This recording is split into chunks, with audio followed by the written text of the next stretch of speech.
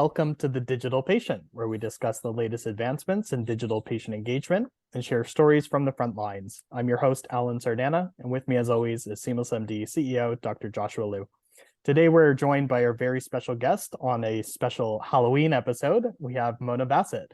As Vice President of Digital Services at Intermountain Healthcare, formerly SEL Health, Mona Baset leads digital strategy and transformation, including the development and implementation of the digital technology roadmap. She was also appointed by the governor of Colorado to serve on the state's eHealth Commission. Prior to joining Legacy SEL Health, Mona was a leader in the technology organization at Atrium Health, leading consumer engagement strategies. Previously, Mona spent almost 10 years at Bank of America, where she led various marketing and communications teams. Mona holds a bachelor's degree in English from the University of California at Irvine, a master's degree in communications from Cal State Fullerton, and a master's degree in business administration from Wake Forest University. Mona was also recognized by UC Irvine with the Lauds and Laurels Distinguished Alumni Award in 2019. Mona, welcome to the show. Thank you for having me. It's amazing to have you on today and for our Halloween episode. You've led such a fascinating career. I mentioned it in the bio, but just to summarize again, you got your bachelor's degree in English literature. You started your career in healthcare communications over in California, and then you moved all the way across the country to pursue a marketing opportunity with Bank of America during the peak of their digital transformation years in the financial services industry. And then you found your way back to healthcare, marketing with Atrium Health, and you are now the VP of Digital Services at Intermountain Healthcare. That is a truly fascinating journey spanning multiple industries and several verticals. Yet from what I heard through some research, you actually wanted to be a lawyer and or professor originally.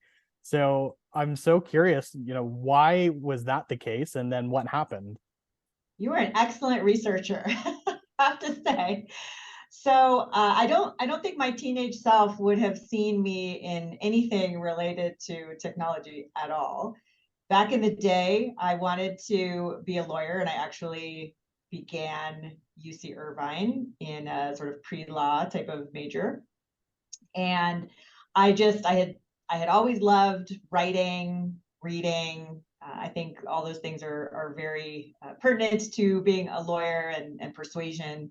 But once I got to UC Irvine, I had taken a writing class and a few other classes that really inspired me to want to go into English literature and be a professor. And I also wrote poetry, and I felt like that was the place for me and planned on doing that. I actually started a different graduate program in English literature after UC Irvine. And once I got there, it was great, but I quickly realized that while I loved writing, I loved reading, I loved just the analysis, trying to figure things out, teaching others, I wanted to sort of take that into a more, how do I say it diplomatically, more just direct impact on business and people. And that's where I began my communications master's program. Mm-hmm.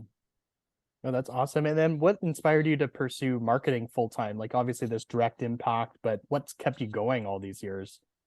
Yeah, so I did grow up in marketing before I moved to technology.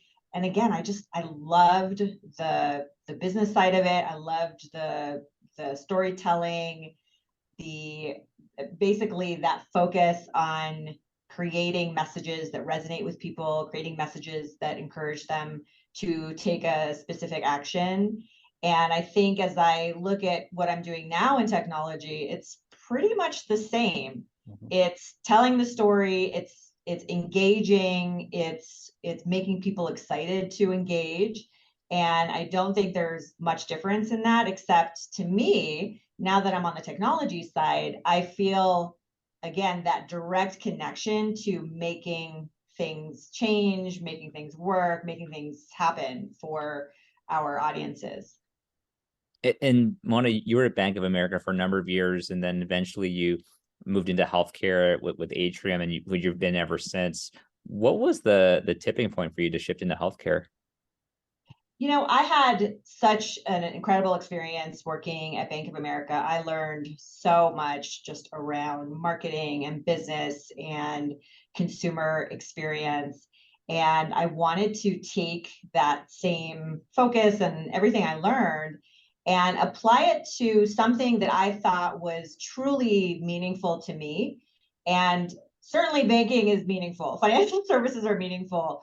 You feel good about helping consumers go through their financial journey the way they want to go through it. I want to just take that next step. And I don't think there's anything more just direct and intimate than healthcare. I mean, people's health is the number one, or should be one of the most important things in their lives. And to be able to join a not-for-profit organization that was making an impact in the communities in such a positive way was really where I thought I needed to go next. And when you kind of like compare and contrast the consumer experience in financial services versus now healthcare, what do you feel is very similar about the two? And then what have you noticed to be very different? It is very interesting because when I began at Bank of America, that was in late 2003, early 2004, and they were really just beginning to accelerate their digital experience for consumers. And just being in healthcare for several years now, it's sort of that journey started again for me. So it was very deja vu, and I think it's absolutely the right direction to go. And it was really a focus on, again, that engagement with the consumer and making it easy for them to get their jobs done. Basically, it was really giving consumers more control in that experience. Previously, financial services organization, kind of this big traditional company, they had all the answers. They would tell you what you need to do. You come to them. And that really transformed in sort of that mid 2000s, where it was giving people the empowerment to actually do what they needed to do on their own and feel good about that. And I think additionally, Bank of America was probably seeing kind of the future where lots of customers, and probably we will never be able to hire enough customer service representatives or banking center employees to be able to take care of everybody. And I think they were really astute in seeing that pretty early and started setting that up. So I think as far as similarities go, it's that focus on focus on consumerism, engagement, allowing patients and consumers to have the control to do what they need to do in their health journey. So I think that is very similar. I think probably one of the biggest differences is working for a not-for-profit is very different from working for a public company, very large organization like Bank of America. So when you're working for a not-for-profit, and especially in healthcare, I mean, you are really, your budgets are much smaller, of course. And so you are trying to determine what things have the biggest impact and focus on the business cases for those, and get your funding to do some of those very impactful things. But it's we definitely have more constraints. 100%. And I think it's a really good segue, Mona. You're now with Intermountain and you're leading their digital efforts. And that is so broad. That is like, that encompasses so many different technologies across the enterprise and so many different stakeholders. It's not just marketing anymore. It's everything from RPA and internal solutions to consumer and patient experience tools. And, even digital marketing falls under your umbrella. So I'm curious, you've brought up the importance of storytelling and you've brought up the learnings that you've had leading Bank of America's transformation. How do you think coming from a marketing background actually supports this new kind of broad responsibilities of all technology? I think it has helped me quite a bit. And we talked a little bit about consumerism. So that is number one translatable skill from marketing to bring that into healthcare technology. I think additionally, even though I'm part of a technology organization that just does amazingly innovative things, some of that behind the scenes stuff is pretty complicated, and a lot of people really don't care how it's done. And it is very important to be able to sell what we're trying to do. So as far as having the marketing background, it's how do we describe this strategy or this initiative in such a way that not only will people understand where we're going, but they'll understand where we believe we will have an impact to the consumer, whether that consumer is a prospective patient, one of our caregivers, which is what we call our employees. It's all very similar.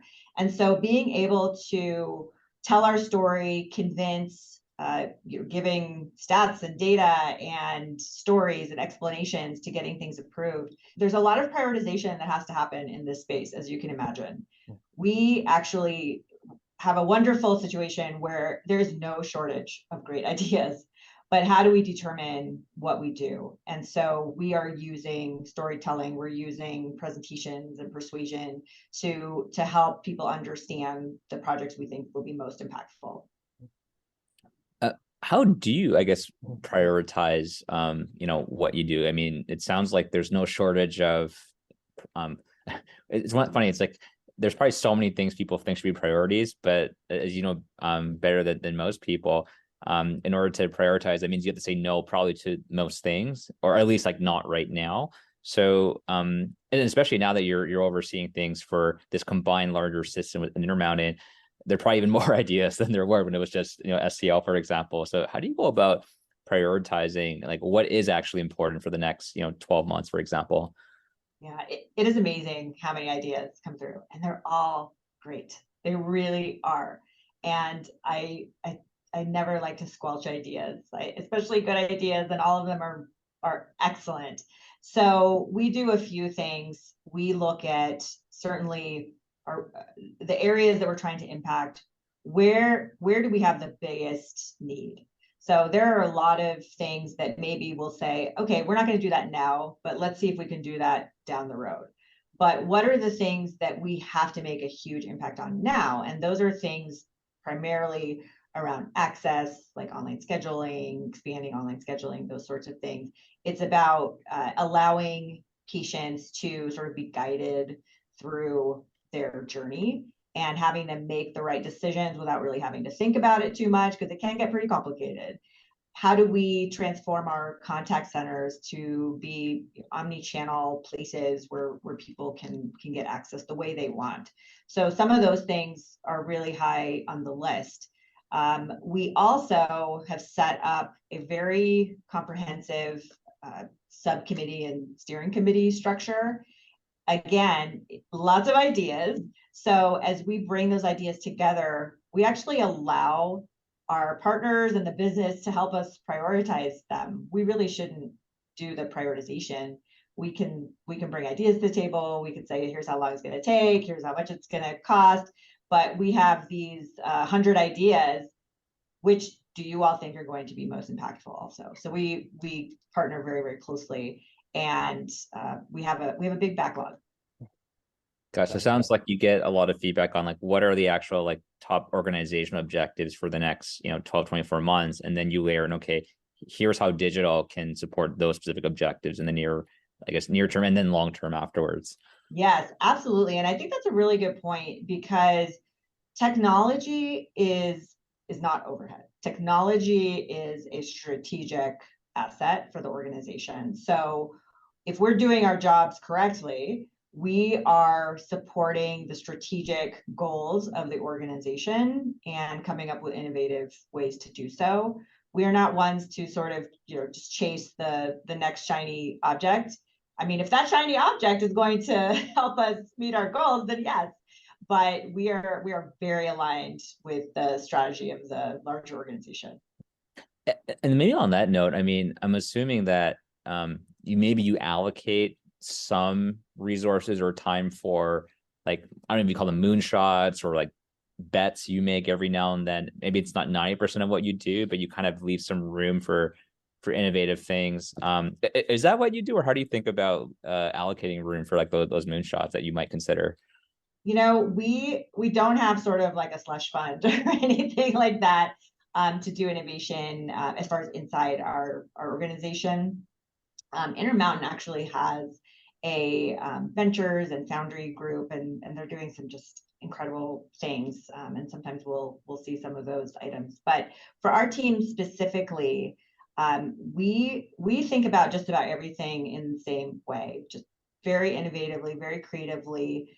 This team that I run is extremely creative and curious, and I would say courageous too, because I think it takes a lot of courage to wake up every morning and think about the fact that you might not know what you're working on today or what you might explore today. It takes a special kind of person to actually thrive in that kind of organization, and we have amazing people. So I think as we look at opportunities, I mean, we're always thinking that way. Everything we get approval for has a solid business case behind it at this point. And we feel really good about that, because the priority things that we're focused on are supported, are funded, and we can move forward with them very quickly. Mona, I really appreciate just kind of laying out those skill sets like creativity, courage, and then curiosity. And you've shared in the past kind of your design thinking framework, and it's very much around kind of this clean slate, this almost tabula rasa kind of approach where you don't know anything until you find out. And that curiosity really plays a huge role there. You've mentioned also in the past about listening to patients and really how that's so important in designing any products that you're making. And I believe you've established a patient and family advisory council. Could you just share a little bit more about that initiative and why you feel it's so important to have patients as part of the process? Yes, so the patient and family advisory councils are across the entire organization. They were in place before I got here. They're really run by the patient experience groups. And they are a collection of patients really across our different communities, different ages, different backgrounds. And it is really nice to be able to have a group of very passionate people who are always willing to help, to go to ask questions about certain approaches we're trying to take, testing certain things. Because as I've said before, we think we know what patient wants or a consumer wants. I mean, we're all patients, we're all consumers, but somehow we just never really know until we ask, until we observe, until we watch. We also leverage some other types of tools where we can do user testing kind of on the fly. I have just found over the years that we go into a situation with a specific hypothesis and we're almost never right. Which I'm not sure what that says about us, but what it says is that human beings are complex and that they're all different. And if we can go out and watch, learn, ask, listen, we will get the answer, and we will get the right answer, rather than just sitting in our offices trying to figure out what we think might work. And I just have so many stories like that where we were just so convinced that this thing or this ad or this product or this word would be engaging and would be the right way to go. But it's we're often very surprised. We're actually working on a new website project where we're going to bring in all of the disparate regions and organizations together. And we are relying very, very heavily on our consumers to really tell us, where would you expect to find this thing? How would you take this action? It's a very comprehensive way to look at a project and ensure that you will get the best result possible. It'll never be perfect, but the best result possible. So it reminds me that, and decades ago, I was involved in this design this online community, not healthcare related, but same concept, where I think we spent 6+ months working with an agency to build this entire online social community that we then made available to an entire organization, and no one used it. And I can't believe we spent 6 months and tons of money building this out. And it's so obvious now that you have to get that continuous feedback early on from your users and your partners. But back then, gosh, it's crazy to me how, and probably still happens today. Mhm. Oh yeah, there are so many of those stories. So many of those stories. Absolutely. We want to do everything we can to avoid that happening. Totally. Yeah. But I wanted to actually switch gears a bit and talk about AI. And I had the fortune of watching you on a panel at the Becker's Digital Health event a couple of weeks ago. And you were talking about using AI to help the workforce. And correct me if I'm wrong, but I think one of the things I remember you saying was at Intermountain, you've automated, I think, 2,000 processes, I think, at the help, something of that nature. And you also, I love this, you mentioned that you empower staff to be automation designers. And then one last thing I just want to comment on that you said was you really focused on what are the high ROI but low risk use cases that you could start with when implementing AI and automation, so that you can kind of see some early wins and build momentum. Do you mind unpacking a bit more about some of those topics and your approach to what's been a very successful initiative using automation and AI to help providers? Yeah, absolutely. So it's interesting. Our automation designers are basically developers that we've trained. They weren't developers before. We trained them to develop on some of the, I think, more straightforward kind of low code types of tools that we have across the organization. And I think this also gets back to no shortage of ideas. And so if we're training, I want to say we have like 400 of those automation designers, which we used to call citizen developers, but they didn't like that name. And so they wanted to be called automation designers, which I think is brilliant. It is a great, it's a great name for what they do. But these are people who sit deep in our organizations who, you know, have day jobs basically. And so they are the best people to be identifying what can be automated. And there's a lot of just simple things that they do every day that can be automated. We have certain HR processes that are automated, supply chain processes. We are looking into digging deeper into financial revenue cycle processes that will be automated. And those are, to me, pretty low risk because you're sort of not, you're not messing with clinical care quite yet, although I think there's really good opportunities there too. I think people are more open to it. I think as they're seeing their own jobs and saying, gosh, you know, this task is really repetitive. Why am I even spending my time doing this? I could set up a bot to do it. And those bots, they're calling digital coworkers. Like my digital coworker is doing, you know, this process. So anything that really requires like a lookup of something, a checking of something, all of that is really ripe for automation. And then, you know, as we look at further kind of bolder prospects, we can look at things that are more clinical in nature that, again, may be sort of repetitive. Why does a physician have to do this kind of thing? Maybe they can check it, you know, at the end. So it's sort of this digital coworker and human caregiver partnership. So especially for some of those more risky prospects, they'll at least have coworkers working together to check things and stuff like that. But it's pretty limitless. And with the employment environment the way it is, with the shortage of caregivers across the board, we will have to figure out a way to do this. That's amazing. And I'm curious, are there any thoughts yet in terms of, because you brought up, you know, there's another layer of complexity when you start getting involved in clinical care, you start getting into, you know, patient safety issues that you have to keep in mind and all that. Has there been any kind of early feedback or thoughts on how you might approach those topics differently and the type of care you might have to give to those conversations with clinicians as you potentially roll out some use cases? Yeah, so I think everyone is truly understanding that there is a need to automate certain things and as much as we can where it makes sense. And I had mentioned our very comprehensive digital steering committee and subcommittee structure. We just added another subcommittee to digital called Digital Health. And this will focus on automation and care, really, that doesn't require a person to deliver it. So this isn't like virtual, video visits, because a provider is actually doing the visit using technology, but they're actually doing the work there.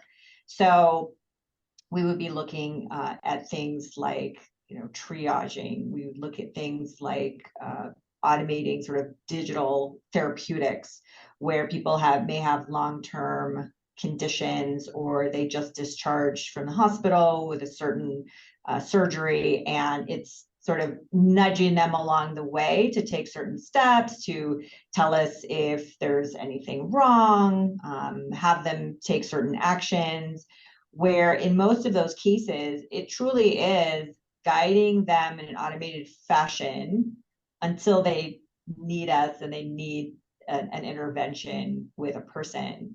That subcommittee is being formed right now, and it has a combination of clinical and operational people. And so I think we will have a really good representative state of what is possible, what is appropriate, what's not appropriate, and we'll have those discussions as we go along with all the right people. So again, it's not just technology saying, hey, this shiny new object, we need to go do this, but to really look at it in a creative but very well-informed manner. Mm-hmm. And it sounds like part of the strategy is like, let's make sure that we're involving those, more clinical oriented folks on the digital health side early on, so that way, that feedback is given early, that direction is being shared early on, so that way there's no surprise. Folks are being collaborative from day one. Absolutely. And what we deliver, is supporting those providers. So they have to be involved at the start. Mm-hmm. Makes sense. Now, Mona, about 2 years ago now, kind of the height of the first wave of the pandemic, you were estimating way back when, 15% of previously in-person interactions would move to being remote in the future, post-pandemic. I'm curious, has that estimate changed in your mind now? 2 years later, we're using more and more digital for all these different interactions. Is your estimate higher today? I am really sorry to report that I think I may have overestimated. Oh, really? Yeah, so it's very fascinating to me. And I was just thinking about that the other day. So we are probably around 5 to 6% ongoing of visits that are done via video. And I expected it to be higher than that. And I was trying to think about why that might be. And I think during the pandemic, of course, there was really no other option. You had to do it. And we, of course, saw lots of people take advantage of it. And I was hoping that by really sort of requiring that to be the mode in which you get care, people would get used to it. They would try it out. They would love it. And people did really love it. But after they could go back to their providers, it definitely went down. And I have a couple of theories around that. I don't know if any of them are right. And I should probably do a design thinking project to figure out the actual answer instead of trying to guess. But in my mind, it may have been sort of, oh, wow, that was the pandemic. So we just did that during the pandemic. So we don't need to do that anymore. We are doing different things around how to provide just different options for people to get care. And I think introducing that as an option when they're searching for care is going to at least put back in their minds that this is a really convenient way that you can get care and you can still get care. So I think we may see an uplift a little bit around sort of the messaging. It goes back to the marketing. It's making sure that the message is hitting somebody in the right way at the right time. So we're working on a few different projects to just introduce it as a potential option to what they may have thought that they needed to make an appointment for. A design thinking project would be fascinating, because I'd be curious, like, is it, to your point, patients just, maybe didn't realize it's still an option? Because I'm imagining that if it's something that truly doesn't need an in-person encounter, like you don't need more tests in person, you're just really having a verbal conversation. I've got to think so many patients are glad not to travel, sit and wait. it strikes me as surprising that folks who could do it virtually would still want to go all the way in person, but there's clearly a good reason I what agree. it is. I mean, we're all in healthcare, and if I don't have to go in, I don't want to. Even people in healthcare don't want to go in.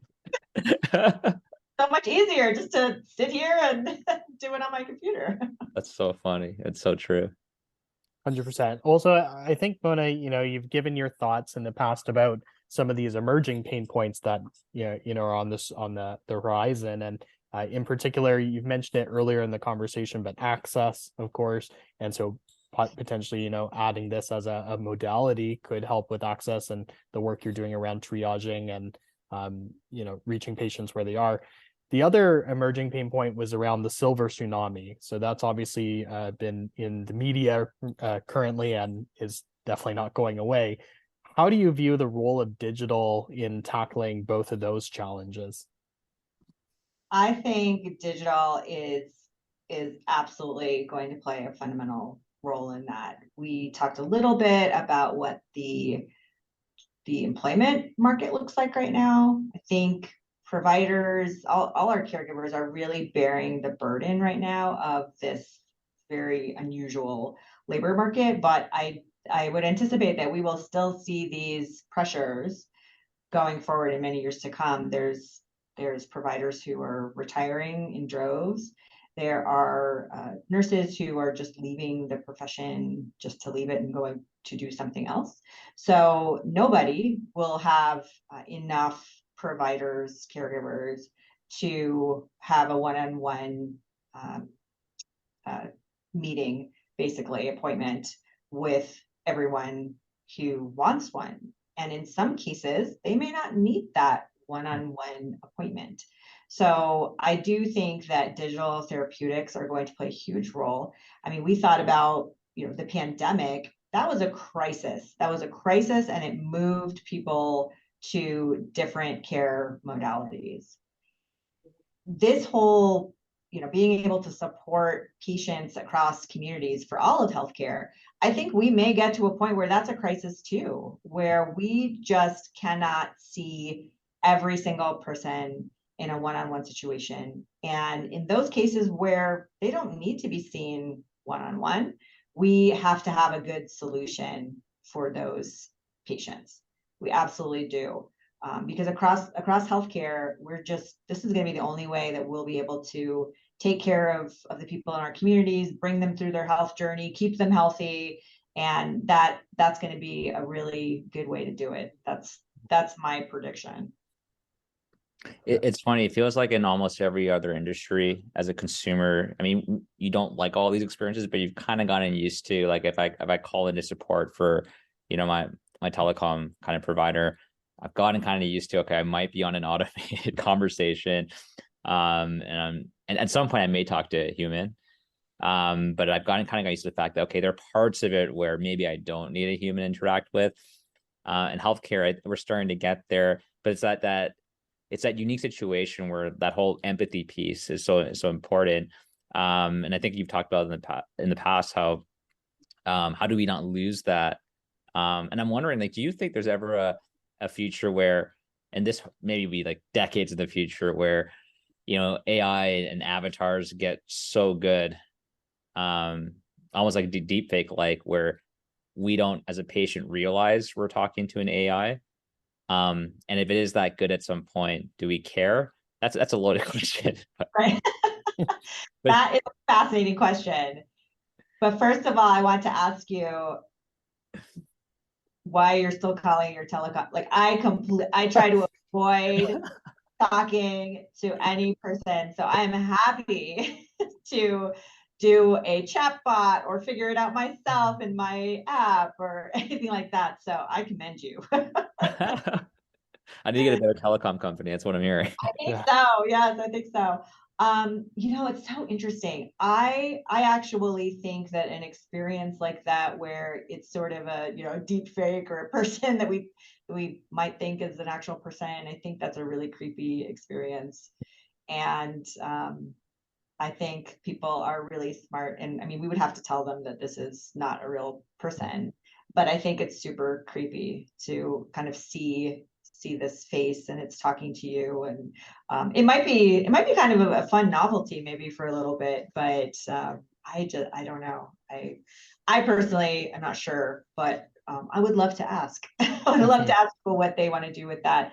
I know there are companies out there right now who are doing that. It's these avatars that are speaking to you in a human way. I think we can still be human in other automated ways. And I think part of being human is understanding what people want to see, what they want to do. And if we have, a chatbot or something like that, we have to give people options to opt out of that and allow them to choose what they need to do. I think also giving them a great experience if they actually decide to use it, and they'll come back and use it again.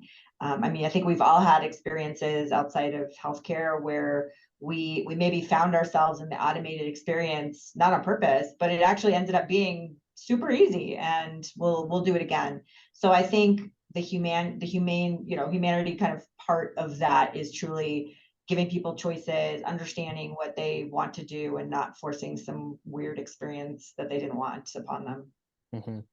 I love that. And kind of in line with that, one of the potential modalities that patients or consumers could choose is to speak to a human. And with that, there are many challenges, like we've kind of talked about it earlier, but documentation and getting the provider, whoever it is, to be more in touch with actually listening to the patient and hearing what they're saying.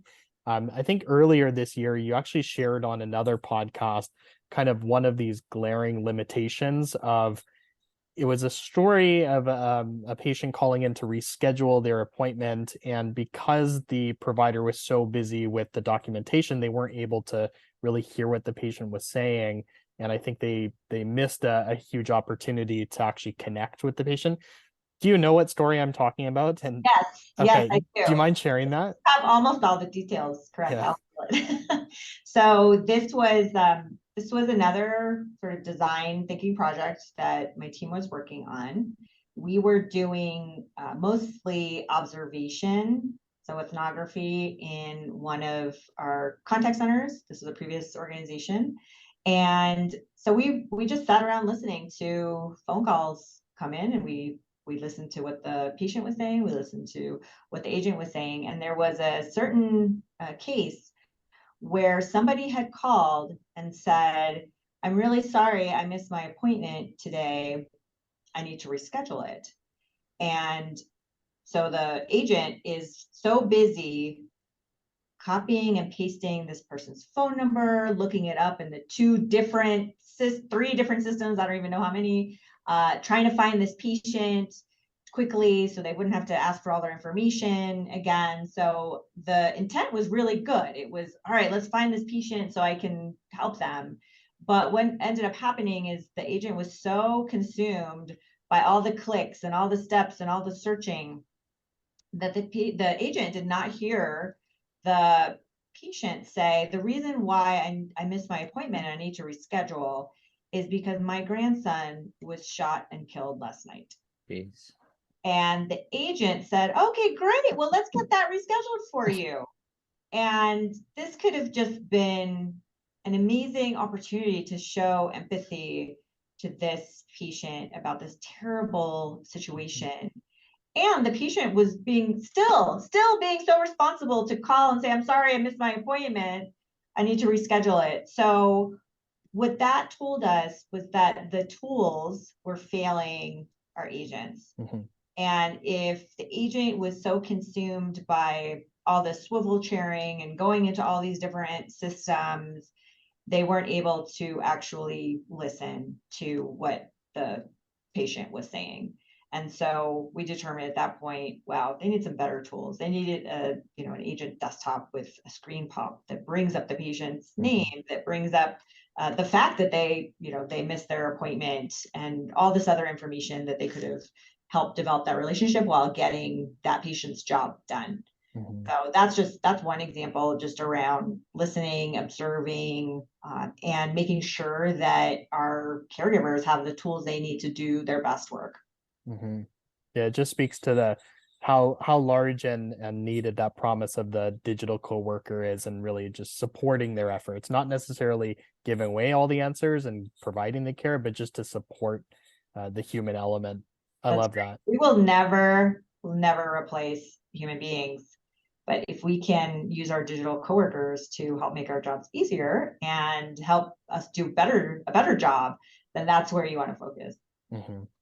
It reminds me of that phrase, people don't remember, exactly what you say, but they'll remember how you make them feel. And I can only imagine someone walking away from that conversation, like they're not going to remember the words, but they're going to remember, like, did that person in their line recognize the situation I was in? Did they show empathy for me? And in the best case scenario, they do, and they go, wow, like that's the Intermountain brand. Like that's what you want. Yeah. Exactly. It's just, there's so many touch points with a patient and with a consumer, digital and physical, and they all have to feel the same. I love that.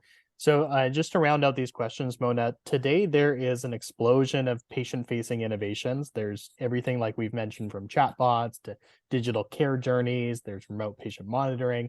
What in particular are you most excited about today? There are so many really interesting things out there.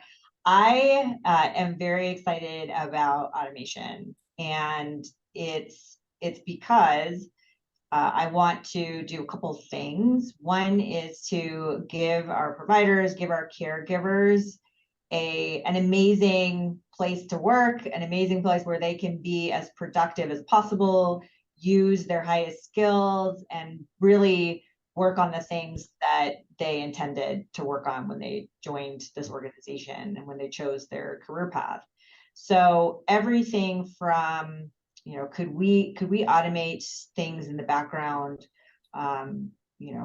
imaging, could we expand? I mean, we're doing some things around ambient documentation.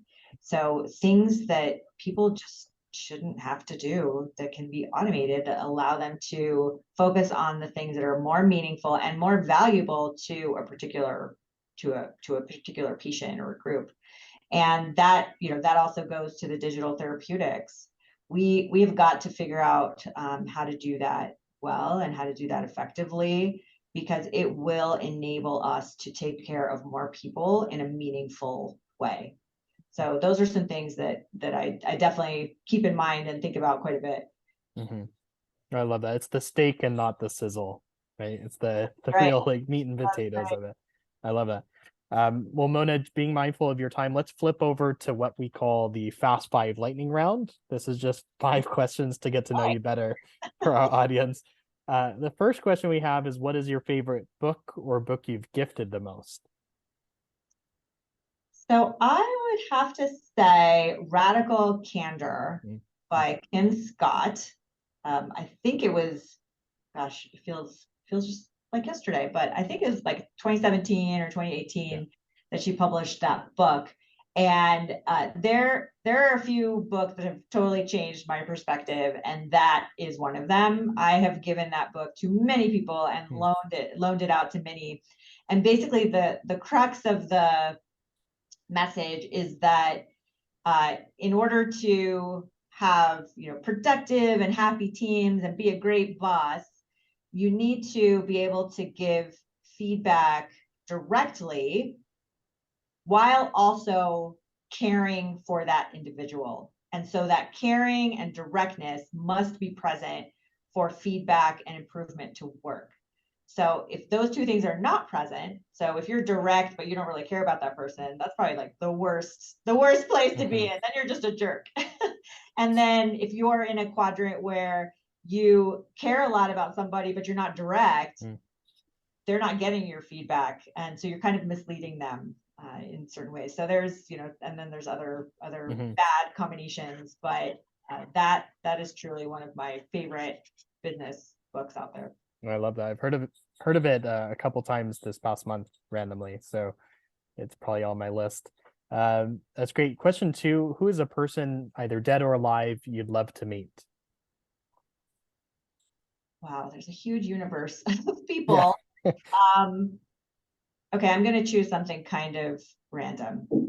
So I love music, all types of music.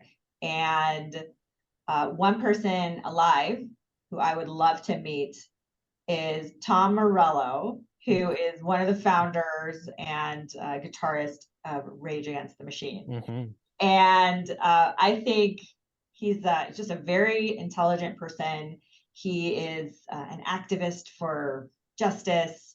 And I think he's really innovative and creative too. He basically developed almost a new genre of music and new ways of playing the guitar Mhm. that were just unseen before.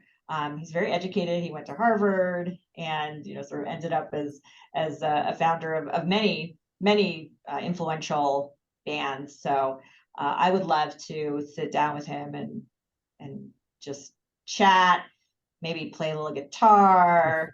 I think that would be amazing. That's awesome. I love that. Question 3, would you rather have super strength, super speed, or the ability to read people's minds? I would say super speed Hmm. because Mhm. I like to do lots of things. And if I could get to where I needed to do that thing faster, that would be very beneficial to me. I love it. Question 4, what is something in healthcare you believe that others might find insane? The fact that we still use pagers. Oh yeah. Yeah. I mean, there are generations who don't even know what a pager is. Yeah. Gosh. So good. Pagers and fax machines, right? Yes, the fax machines. Yeah. Oh my gosh. Well, someone's got to keep them in business. Yeah. Oh, I mean, I can't even imagine, the residents, they're handed a pager and they're like, what is this thing? Mhm. My favorite, I've seen residents with like carrying 3 or 4 pagers because they're covering a whole team. Yeah. Wow. You figure there'd just be something better than that. Mhm. If Maybe- only there was something, right? May- Maybe something we all carry around with us on a daily basis in our pockets. Yeah.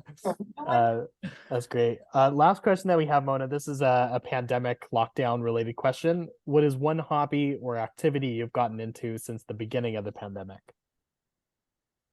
So I did a lot more of things I did before, Mhm. definitely. But one thing I did take up. So when we moved to Colorado just a few months before the pandemic, and I had very high hopes that I would finally get good at snowboarding, Mhm. and I was not good. And so when the season ended abruptly, I was very upset. This was the year I was supposed to get good at this. And so I bought an electric longboard. Oh, cool. It was something I could do outside, socially distanced, and somebody told me that the movements are similar, so you can practice on that. So I bought an electric longboard and all the padding you can imagine, and went out there and had fun learning something new. And I'm not sure if it improved my snowboarding very much, but it certainly was fun and it was a nice distraction. No, that's awesome. And now you're an expert at longboarding. So that's Right, I that's a can good skill. longboard now. Wait, do you use that to travel to the hospital or? No, I actually, because I'm sort of a middle-aged woman, I I do not want to get myself hurt or Yeah. run over, and so I just go to the park where the paths have no cars, just people, and that's where I hang out with it. Oh, that's That's awesome. smart. I'd be the same, but I've seen people like longboarding in the middle of like Manhattan, and I'm just like, Oh oh my yes, God, I couldn't do that. yes. No, I am not. I'm not there. I'm not Mhm. there. Plus, all the pads, putting the pads on and off would add way too much time to my commute. Right. That's great. Well, awesome, Mona, being mindful of your time again. Thank you so much for coming on the show today. That's a wrap for this episode of The Digital Patient, hosted by SeamlessMD. You can follow us on Twitter at SeamlessMD. If you like this podcast and you want to learn more, you can visit us at www.seamless.md. Mona, thank you so much for coming on today and sharing your wisdom with our audience. Thanks for having me. It was great.